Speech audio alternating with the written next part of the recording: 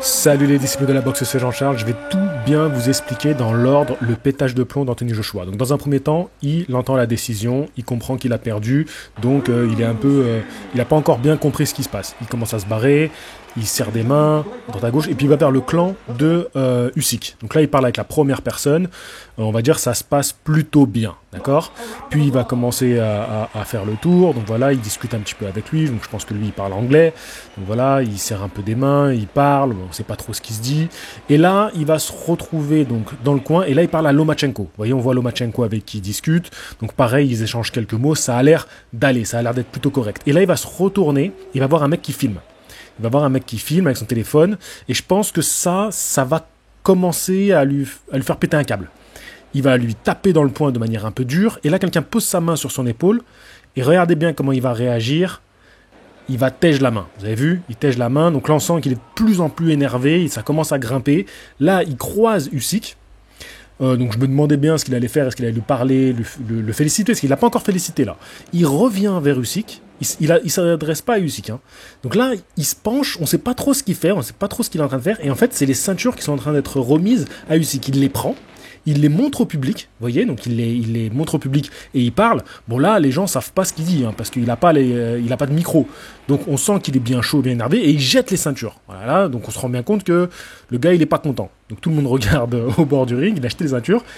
Il revient vers Usyk, le regard de Usyk, il est frappant à ce moment-là. Franchement, ce regard, il veut tout dire. Donc il passe devant lui sans arrêt, et là il tape dans un mec. Vous avez vu, il tape dans un mec. Revenez en arrière si vous voulez.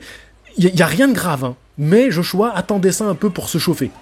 Donc, il rentre dans le gars, il commence à s'énerver avec lui, et là, le clan de Joshua et le clan d'Usyk commencent à vraiment se chauffer les uns les autres. Tu vois, là, le clan d'Usyk, ça y est, il commence à en avoir marre de son comportement, et il commence un peu le truc. Et là, il se chauffe, Joshua, il veut en découdre, et là, c'est Derek Chisora qui arrête Joshua, tu vois.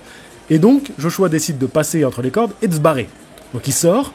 Et il commence, donc là, la caméra revient devant le clan Usyk. Usyk, il allait demander un peu à son clan, mais il s'est passé quoi, tu vois, et qu'est-ce qui s'est passé ? On voit que Joshua, il se barre, il pète un câble, tu vois, il jette sa serviette. Enfin, il pète un câble, c'est pas non plus des dingueries ce qu'il fait, mais tu sens qu'il est au bout, il est énervé, et il sait plus où il en est, tu vois. Il discute avec les gens, on sait pas trop à qui il s'adresse, et puis il décide de revenir en arrière. J'ai pas l'impression que c'est quelqu'un qui lui dit de revenir en arrière. Peut-être que des gens lui ont parlé, donc là, il décide de retourner vers le ring. Mais tout le monde est sous tension, tout le monde est bien chaud. Il y a même un des gars du clan de Joshua qui enlève sa sacoche en mode on va en découdre. Donc ils savent pas trop, le mec de la sécu il veut pas que tout le clan remonte, il laisse que Joshua monter de ce que je vois.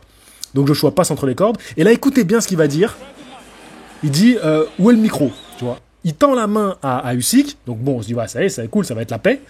Donc il fait un câlin à Usyk, tu vois, il le prend dans ses bras. Voilà, bon là c'est plutôt une belle image, hein, c'est les images qui sont ressorties, les belles images.